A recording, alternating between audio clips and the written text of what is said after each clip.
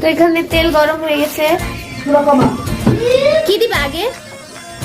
প্রথমে আমরা তেল গরম করে নিছি, এখানে আরো তেল দিয়ে দিচ্ছে, এখানে সব শুকনো মশলাগুলো দিয়ে দিচ্ছি আমরা।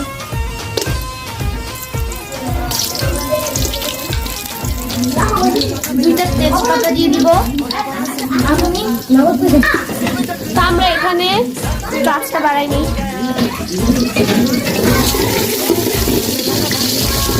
অনেক বড় বড় বড়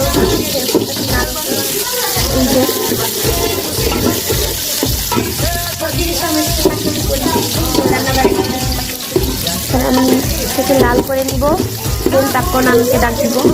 পুরো রান্না নামি করতেছে, আমি কিছুই করতেছি না। পেঁয়াজ লাল হয়ে গেছে, আদা রসুন বাটা দিয়ে দিব। আদা রসুন বাটা দেওয়ার পর দেখে মশলা ভালোভাবে কষাবে, দেন চাল ছাড়বে। কি করছ তোরা?